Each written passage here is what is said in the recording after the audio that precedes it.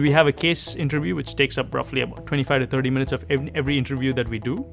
And it really tests many different aspects of your problem-solving ability, as we like to call it. So I think experiencing a few of those and doing a few of those cases before you come into the room actually holds you in good stead, because you understand the structure and the rhythm of how that interview will take place. And once you're in control of that, you can actually focus on the question in front of you, and you know what you're doing and you know where you need to get to. I actually didn't know what a case interview was 2 weeks prior to my actual interview. And the first thing you do is you go to the McKinsey website. They have some examples, you look at those. You try and find someone who's either done the job or has done an interview before, do some practice cases. I personally found that was enough. I came across people who were also interviewing at the same time as me, who were discussing, look, how many cases have you done to prepare with your case consulting club? And people would say sort of 50, 60.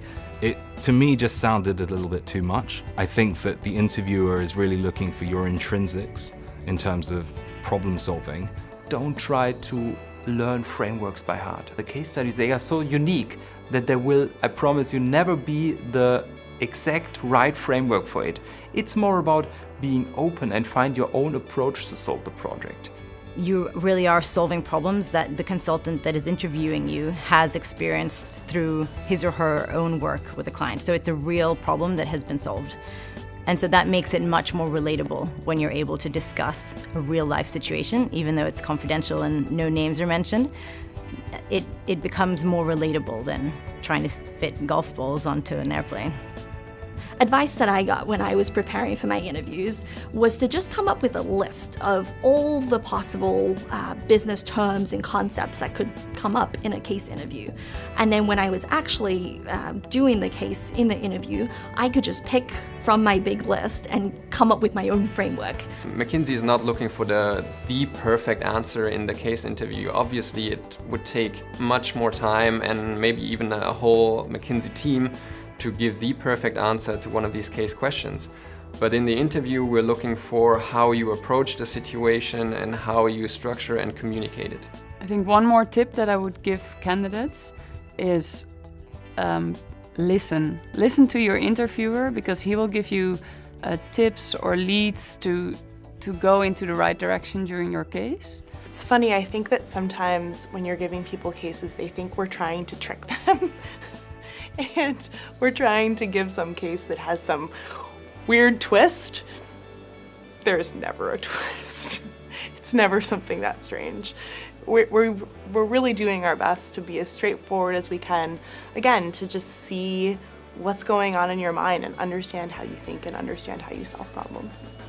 What I see a lot happening in the case interviews is people often sort of directly answer the question that is posed to them in the most obvious or most common way of thinking. So if you say, what are the drivers for market growth that you can think of? Being able to contextualize that to the specific industry and the specific problem that this client is facing, being able to weave in facts that have emerged from earlier on in the interview, and then draw implications to what it actually means for the business and the answer that the head client is looking for in the way the case is laid out to you, is what will make you distinct from all the other candidates. Ultimately, when you're going through this case interview with the other interviewer, he's looking to have a conversation with you. He's not looking for you to give a monologue about what you think the answer is. So make sure that in your preparation phase that you very much do it with your peers. The first thing is practicing in groups. I think it really helps to be able to play the interviewer and the interviewee role, because you'll find things that other people are doing that you might reflect on, I wonder whether I do that as well, and it gives you an opportunity to change those things.